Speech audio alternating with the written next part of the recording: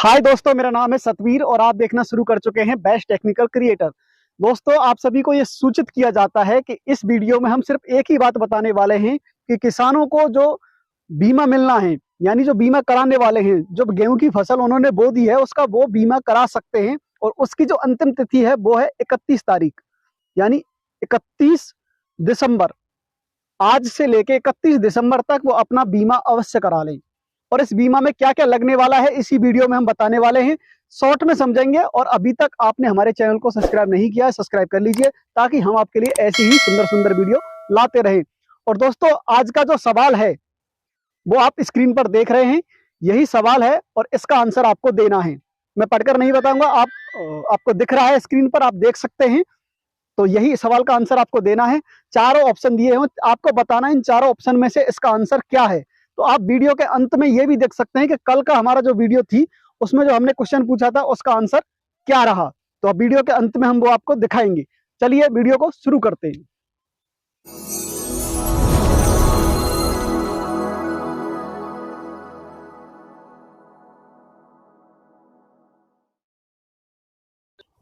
दोस्तों, सबसे पहले प्रधानमंत्री फसल बीमा कराने के लिए आपको जरूरत पड़ेगी अपने आधार कार्ड की। सबसे पहले तो आपके पास एक जेन्युइन आधार कार्ड होना चाहिए। उसके बाद आपके पास खेत की नकल होनी चाहिए। उसके बाद आपको एक पासबुक, यानी बैंक में, किसी भी बैंक में आपका अकाउंट होना चाहिए। इन चीजों की आवश्यकता आपको पड़ने वाली है। अब आपका सवाल हो सकता है कि ये जो बीमा है वो किस प्रकार से होता है, यानी कितना जमीन पर कितने पैसे भरे जाते हैं। तो मैं आपको बताना चाहूंगा कि अगर किसी के पास 1 बीघा जमीन है, मात्र 1 बीघा जमीन है, तो 1 बीघा जमीन के उसे लगभग जो प्रीमियम पे करना है वो करना है 300 रुपए के आसपास 1 बीघा। अगला आपका क्वेश्चन हो सकता है कि अब हम जो कर रहे हैं बीमा, वो बीमा जो 300 रुपए का हो रहा है 1 बीघे का, अगर फसल मर जाती है तो हमें फिर सम इंश्योर कितना मिलेगा।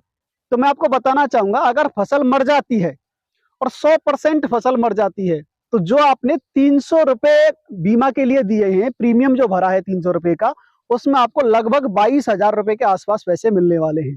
अगर फसल 100% बर्बाद होती है तो, अगर वो 50% बर्बाद होती है तो लगभग 11,000 रुपए प्रति महीने के हिसाब से आपको मिलने वाले हैं। अगर फसल 25% खराब होती है तो लगभग 5,000 के आसपास आपको पैसे मिलने वाले हैं।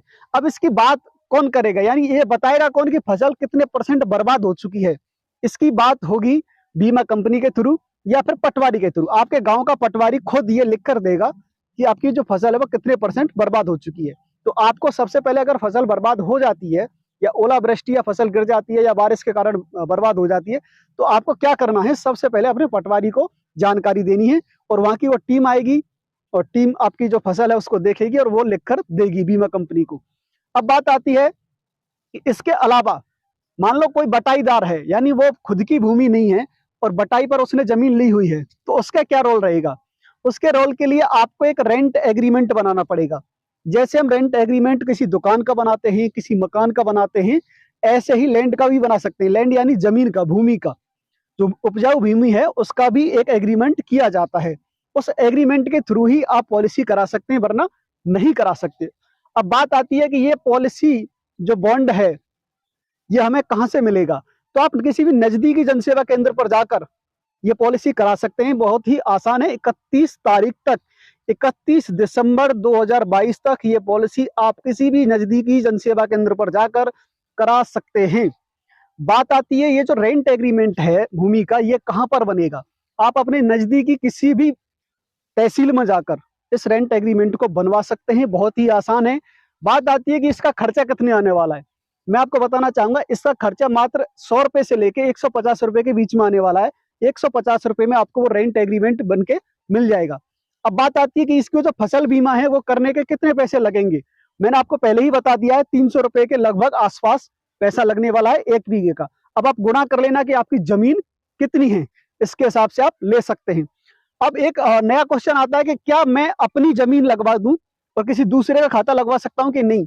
नहीं, आप ऐसा नहीं कर सकते, क्योंकि आपका ही अकाउंट लगेगा, आपकी ही भूमि लगेगी। भूमि बटाईदार है तो रेंट एग्रीमेंट लग सकता है, लेकिन अकाउंट आवेदक का ही लगेगा, किसी दूसरे का नहीं लगेगा। यही कई बातें थी जो हमने इस वीडियो में बताई। दोस्तों, अगली वीडियो में हम आपके साथ आएंगे कि इस बीमा को कैसे किया जाता है, आप कैसे खुद कर सकते हैं। तो हमारे जो कल का क्वेश्चन था उसका जो आंसर उन्होंने जो सटीक दिया है वो विनर हैं, वो आप स्क्रीन पर देख रहे हैं। ये भाई साहब हैं जिन्होंने सही आंसर दिया है, तो आप भी सही आंसर देकर कल के विनर बन सकते हैं। तो जल्दी से फटाक से कमेंट कर दीजिए हमारे इस सवाल का जो हमने इस वीडियो में शुरुआत में बताया हुआ है। चलिए मिलते हैं अगली वीडियो में, तब तक के लिए थैंक यू एंड धन्यवाद।